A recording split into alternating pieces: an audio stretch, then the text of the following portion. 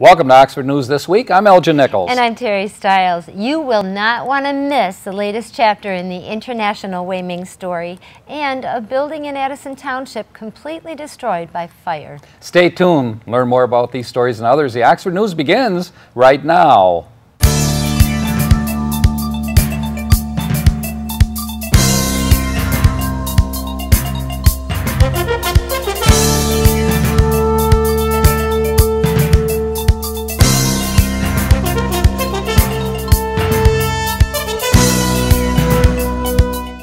The seemingly never-ending story of the International Student Dormitory for Wei Ming students continues. Let's see, this could be called Episode 4 of the story.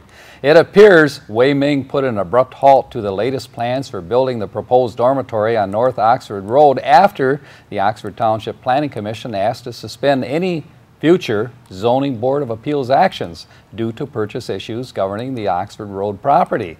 The Commission did, however, approve the preliminary building plans. Stay tuned to Oxford News This Week for future updates on this story as they develop. A new community group, Team 20, is voicing opposition to the school district committing to pay retired school superintendent Dr. Bill Skilling for a consulting contract in which he would assist Acting Superintendent Tim Throne in continued negotiations with the Wei Ming Group. Team 20 contends that Dr. Skilling was one who initially broke his retirement agreement and states he should step away from the whole deal. Originally, Skilling notified the Oxford board that he would start early retirement effective September 1st. After much talk from Team 20 about Skilling's involvement and agreements with Wei Ming, this past week Skilling announced a new retirement date of June 30th. At the request of the school board, Skilling's new consulting agreement is only for a couple months to assist Throne with Wei Ming education agreements. Further, Team 20 indicates there may be a number of financial concerns surrounding Skilling's that need to be addressed clearly by the school board and is pursuing answers from that board. Effective May 1st, Oxford Bank leadership was handed over to David P. Lamb as the bank's new president and CEO. The 52-year-old Superior Township resident has over 29 years of experience in the banking business, including vice president and CEO of other banking corporations. Mr. Lamb said he intends to be a visible face to the Oxford residents and intends to be known to Oxford's many organizations. The Oxford Bank, it was founded in 1884. A garage located in Addison Township was completely destroyed by fire this week. Chief Jerry Morawski said Addison firefighters were able to pull water from Lakeville Lake and extinguish the flames, but the structure and its content were a total loss. The estimated damage is $60,000. And Oakland County officers were called to Oxford's Lakeshore Circle subdivision on a complaint of auto theft. The officers learned that the owner of a 1998 Dodge Neon had the vehicle for sale. A possible buyer asked the owner's son, who was home at the time, if he could take the car for a drive. The driver never returned the car. When police entered the vehicle's VIN number into the computer, they discovered that the car had earlier been pulled over by officers in another city. Oxford police forwarded the information to the Department of Auto Theft for future investigation.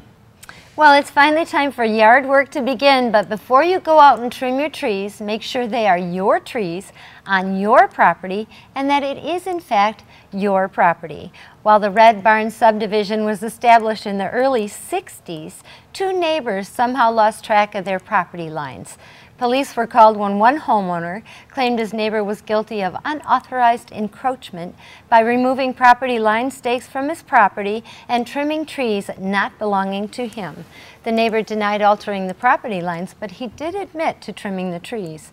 The dispute could end up in civil action court. Police were called to Oxford Oaks where an assault was being committed by a son against his father after a physical argument erupted between the two over a missing computer. The son pushed the father out the front door of the home and onto the front lawn. That's when the son pursued his father, knocking him down, kicking and punching him. The son was arrested for domestic assault and battery.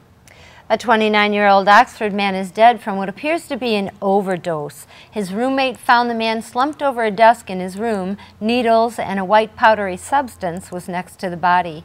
All efforts by the Oxford Fire Department to resuscitate the man were unsuccessful. Police are still waiting for lab identification to determine the full cause of death. After filing a missing persons report with the Oxford police, an Oxford father found his son had been sighted in Highland Park, but still has not been located. After the father dropped his son off at an Oakland County mental treatment facility, he later discovered that the son failed to check himself into the center. The son had been diagnosed with schizophrenia and refuses to take his medicine. Officers advised the parents to contact the police department in Highland Park to pursue locating the young man. Well, Terry? Lots of sad stuff going on in people's mind this week in Yes. Oxford. I don't know what's going on. Maybe next Springtime week will or be what? happy time. It will be. You know, I have a pet peeve. Oh, you have a bone to pick this week, huh? I do. This time it's my turn. Oh, good. Let's hear it. You ever come back from a parking lot, let's say at the mall or someplace, and you find your car has dents and Sure do. scratches in Yeah. it, that kind of thing? You say, hey, where do those come from? Right. Well, I actually had a situation the other day where my wife and I went to the local post office here. I was reading the newspaper while she was inside and not paying much attention to the surroundings, and all of a sudden my car was jolted as if somebody had slammed something into my vehicle. So I immediately looked up and I see this massive pickup truck next to me, and I get out of the car and I look around the side, and the owner of the pickup gets out of the vehicle, and he said, look, he said, there's no damage to your vehicle. He said, no damage to your vehicle. Right away. And I said, so I inspected, and I said, I see there isn't. I said, I think we're okay with this. And he said, so you're okay? I said, yes, I think we are. And the next thing is what really hit me right between the eyes, and that was a statement that he made. You know, he said, I was really concerned about damage to my vehicle because it's a new vehicle. New truck. Oh, I said, my gosh. excuse me? Excuse me? Oh, why not take responsibility and say, wow, I'm glad everything's okay. Right. Wow. Well, I did say, I think it was you who opened your door into my vehicle, and if there were damage to my vehicle, you would be concerned with that. I would think I would be. I hope. And he said, well, there's nothing wrong with your vehicle. And he turned and he walked away towards the post office and spouted off some profanities. Oh, my So gosh. that's it. People that don't take responsibility yeah. for things they do. Yeah, I had a guy hit me last year with his trailer flew off his truck, and when we pulled over, he got out and said, I didn't hit you. Yeah, you did. And take responsibility. It's like the two guys, the tree trimming thing. Oh, what a shame. What a shame. You're ruining relationships and everything else because one person will not take responsibility. I just don't understand it. We're all here for a purpose. But another thing that I saw was with the Pollyann Trail.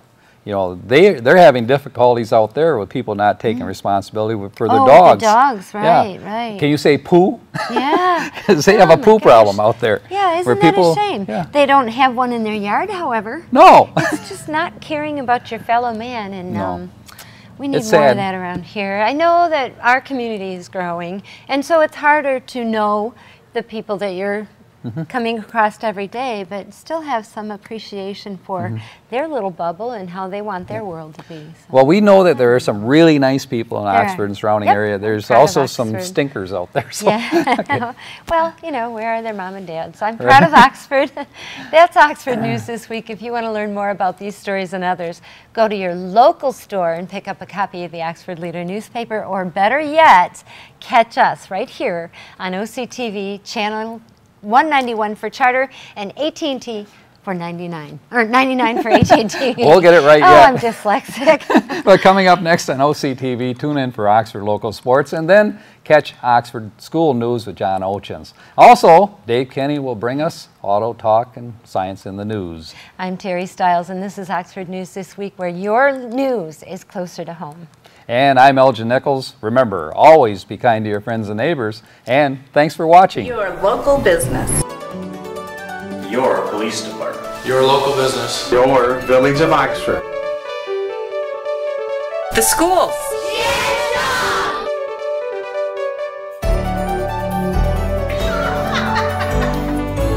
Your parks and recreation. Your community. Your community. Only on OCTV.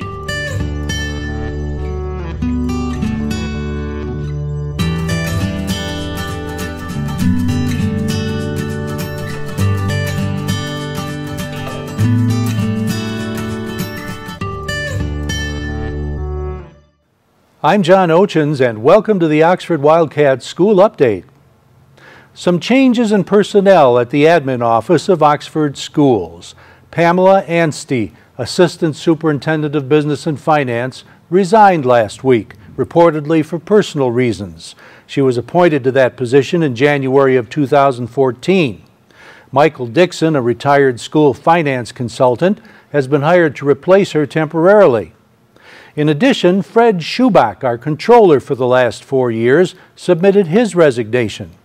According to the Oxford Leader, Schubach submitted a letter citing expenditures for our retiring superintendent's extended job stay through the summer, travel payment for a homeless student from another district, cell phone data roaming charges during trips to China, and studies for strategic planning and population.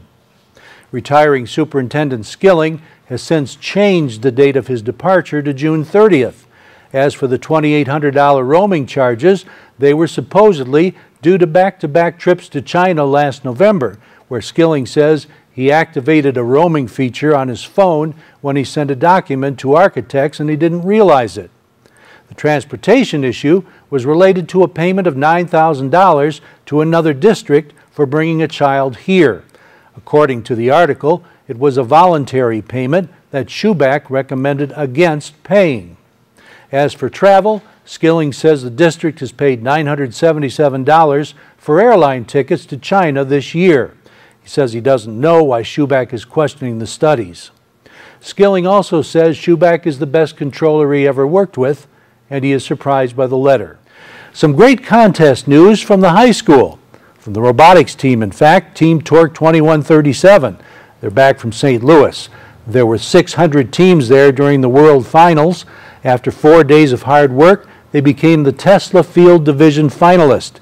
This is the first time in 5 years they've advanced past the quarterfinals in their division at Worlds. After battling 75 teams in the qualification rounds, our Team Torque came out third and became captain of the number 3 alliance. They advanced to the finals along with their alliance partners who were from Tennessee, California, and Georgia. That's where they fell in 2 out of a 3 contest. What they did bring home is impressive. A Tesla Division finalist trophy, several medals, a district chairman's award, a Gracious Professionalism Award, an Engineering Inspiration Award, and 2 first scholarships. They also took 2 district championships, the State Championship Chairman's Award, and were ranked the #1 team of 346 from Michigan at Worlds. That's really good. We'll be talking to some of the kids on our next broadcast. They're having a spring fair in May over at Early Childhood, and Pat Mueller has more to tell us. We're ending our year and starting our summer with a fair for families. All sorts of activities. There's a rock climbing wall, and there's some retro games, there's food, we're having raffles, and there's all sorts of stuff for kids and families to do. We're going to take enrollment and registration that evening as well, which is great because we just got funded for the summer program for school readiness. So we're saying goodbye to one group and saying hello to the next. The Oxford High School leadership class put on a spring carnival last week over at the football field. The weather cooperated. Everyone had a good time. There was everything from tattooing to pie throwing to a dunk tank with teachers as the victims. Not sure if that affected anyone's GPA. That's the Oxford School Update for this week. Dave Kenny is next, followed by the Community Calendar. This is Oxford Community Television, keeping it local.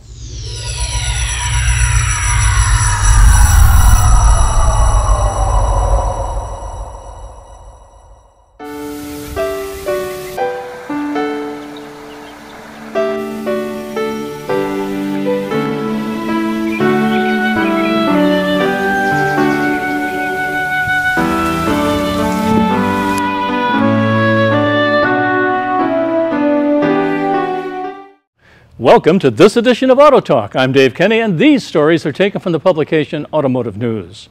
In our first story, Toyota Motor Corporation plans to replace as much as $4.2 billion of common equity with unlisted shares that have transfer restrictions, locking in longer-term funding as the car maker develops new technology.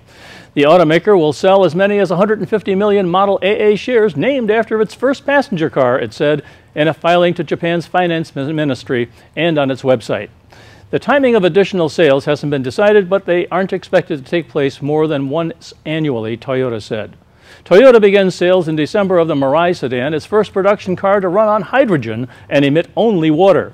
President Akio Toyoda billed Mirai as the car for the next 100 years 2 months ago in a meeting with about 4,000 individual investors in Nagoya, Japan. While the automaker is embracing fuel cell vehicles over plug-in electric cars, early sales will be limited because of the high cost to develop the Mirai, which cost about $61,500 American, as well as to build hydrogen refueling stations. In our next story, in a world of higher octane gasoline in which 95 would replace 87 and become the new regular, automakers could more easily and affordably meet stringent fuel economy standards as well as reduce carbon dioxide emissions.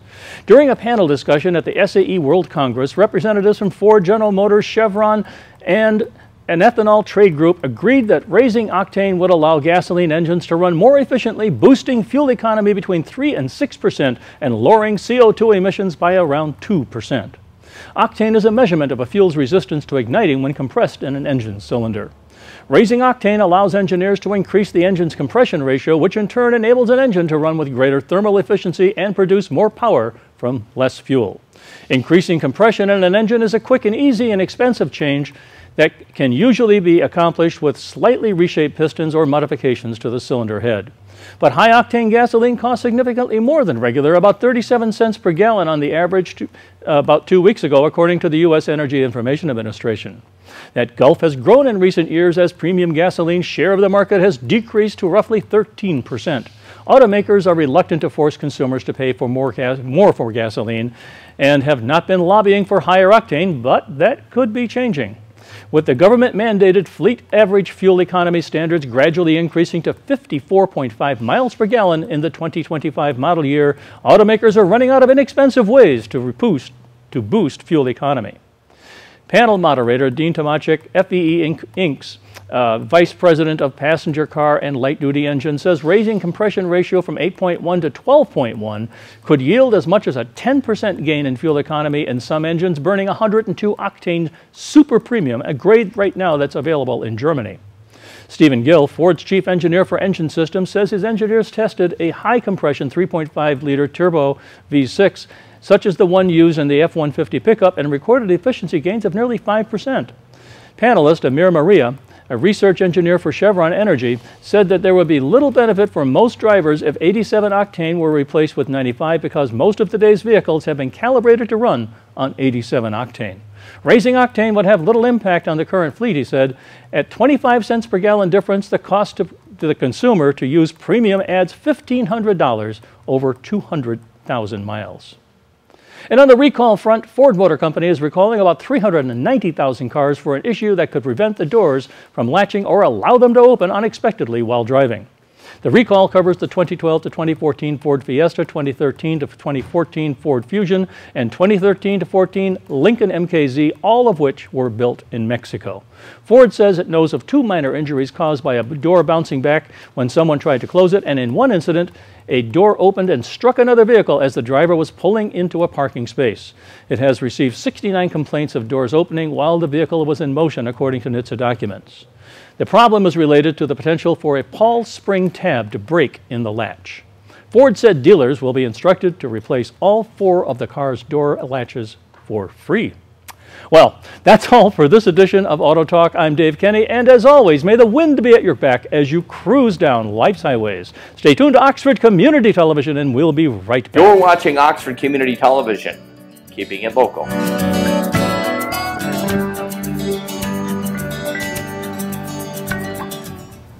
Welcome to another segment of the news we call your weekly calendar of events, where we feature your weekly calendar of local Oxford and Addison community events, including charity special fundraisers and general community information. Now, if your organization would like help to get your message out to the public, contact us for detailed information at our studio phone number at 628-9658, or go to our website at occtv.org. Saturday, May 9th, 6 p.m., a spring concert will be performed at the Oxford Free Methodist Church at 790 South Lapeer Road by the Classic Choral, a community chorus group comprised of local ladies, and you are sure to enjoy the talent and many vocals presented.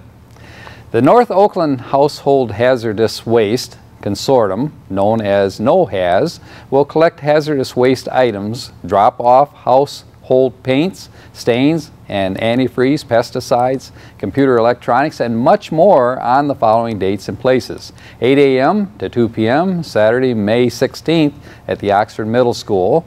Saturday, June 6th, that's June 6th, Oakland University. Remember first, residents of Oxford Township are required to get a voucher for the collection events. These vouchers are now available at the township offices or on their website, www.oxfordtownship.org. For more information on acceptable materials for drop-off, go to NOHAZ website at www.nohaz.com. That's nohaz.com.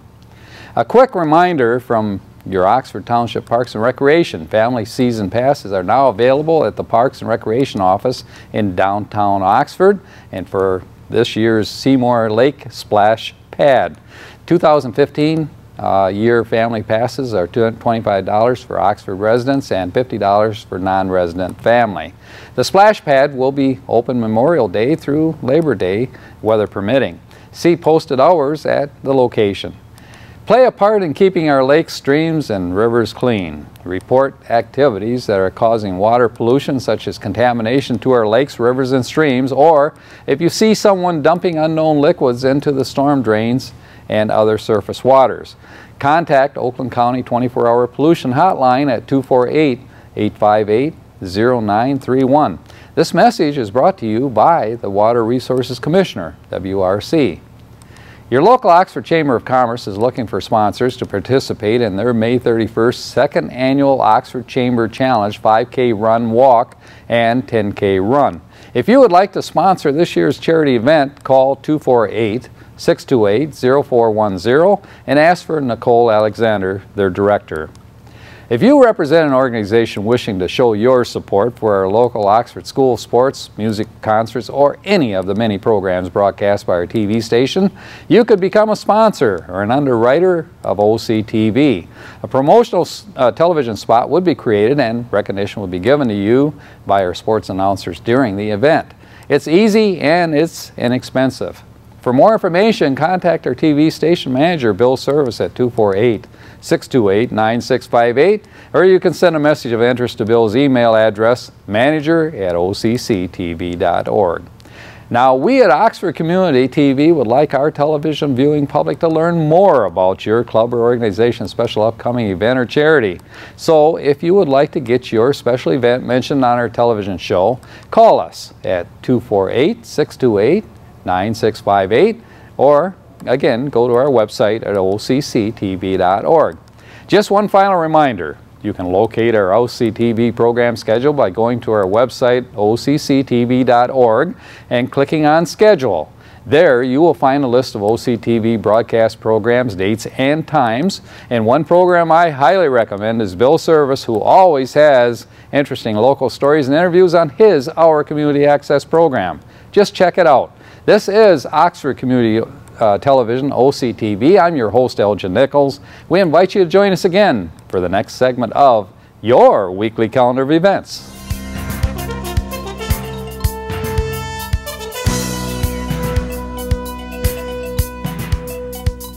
Take off your hat, throw it in the corner. Take off your hat, throw it in the corner. Take off your hat, throw it in the corner. I don't see why you stay a little longer. I'm talking about Boozoo.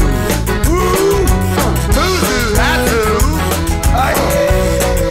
Hey,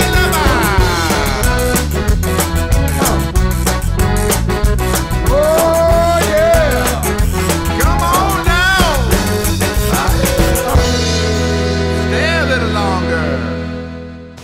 Welcome to Science in the News. I'm Dave Kenny, and these stories are taken from the publication New Scientist. Well, if you ever saw the movie Rare Birds, this will seem familiar. Paper, light thyself. A light-emitting display has been created out of ordinary paper. It could one day make disposable displays for packaging or newspapers using cheap and environmentally friendly materials. Ludwig Edman at the Umeå University in Sweden and his team sprayed 6 layers of different materials onto a piece of paper. An adhesive, 4 layers that carry current and turn electricity into light, and a capping layer to keep it all in place. When juiced with 11 volts, the paper glows as bright as many computer displays.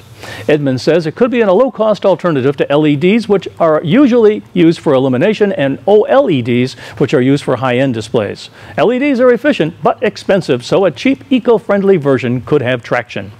The light can be printed in the same way as a newspaper. It's highly flexible and, unlike glass displays, doesn't break into dangerous shards. Other uses for light-emitting paper could include tagging goods so they automatically light up when close to their expiry date, notifying a patient who has forgotten to take their medication, or easily tracking and identifying packages in a big pile. Can't wait to see the results. In our next story, a massive chamber holding enough magma to fill the Grand Canyon more than 11 times over is hiding beneath the steaming volcanic system of Yellowstone National Park in Wyoming. We knew of smaller magma chambers closer to the surface holding some 2,400 cubic miles of magma and feeding heat upwards. The newly discovered reservoir sits under it and has a volume of over 11,000 cubic miles. Together, the two form the largest known magma reservoir in the world.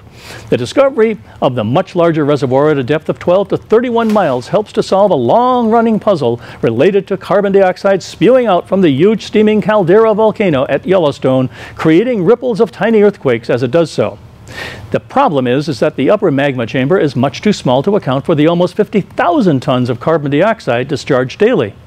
If you combine the upper and lower crustal magma reservoirs, it better accounts for the amount of carbon dioxide coming out of the ground at Yellowstone, says Fan-Chi Lin of the University of Utah in Salt Lake City. It also solves another mystery: how molten material from much deeper down makes it to the surface. The main source of magma feeding Yellowstone is the mantle plume found around 37 miles deep, fanning out like a huge pancake. This transports heat and magma-containing fluids to the crust above, says Lin. Geologists have been puzzling over how this molten material could travel all the way between the plume and the upper magma reservoir, which is just 3 to 10 miles down. The newly discovered reservoir is the missing connection between the two, interlinking them via narrow vertical and horizontal channels, respectively, called dikes and sills. Now we have a much better understanding of the entire magmatic system beneath Yellowstone and how it works from the mantle to the surface, says Lin. The other good news is that despite the massive magma find, the risk of another supervolcano eruption remains unchanged. The last huge eruption there happened 640,000 years ago, forming the current Yellowstone caldera, which is 37 miles long and 25 miles wide. Can you say big? The findings can be applied to other volcanic systems around the world to help identify imminent volcanic activity and the risk of eruption, says Lin. So how did we not notice this chamber before? To visualize underground structures, geologists look at the way seismic waves from earthquakes pass through the areas of interest. Some types of rock, particularly molten materials, slow down the waves, so when the wave speeds are measured by the detectors at the surface, geologists can work out the rock profiles below the ground. It's analogous to a medical CT scan, says Lin. Features at the depth where the new chamber was found have been difficult to study because the speed of waves from below are dictated by rocks closer to the surface. Lin's team got around this by combining readings from local, shallower, and distant, deeper tremors, allowing the distorting effect of the rocks nearer to the surface to be filtered out. This allows us to simultaneously image both shallow and deeper crustal structures, says Lin. Together, they analyzed data from 4,520 local and 329 distant quakes. Other volcanologists say the results finally prove what was long suspected, that there was another source of heat and magma beneath the Yellowstone. This newly discovered magmatic body supplies the heat and volatile gases essential to account for how the Yellowstone system functions, says Luca Carici of the University of Geneva in Switzerland. These results advance significantly our ability to identify the global distribution of volcanic systems with the potential to produce extremely large volcanic eruptions, which may have very large impacts on society, said Carici. Good places to look for similar systems to Yellowstone include the Toba in Indonesia, the Topo volcanic zone in New Zealand, and the southern Rocky Mountains in the U.S., he says. Wow. Well, that's it for this edition of Science in the News. I'm Dave Kenny. Stay tuned to Oxford Community Television, and we'll be right back. Be sure to visit Yellowstone.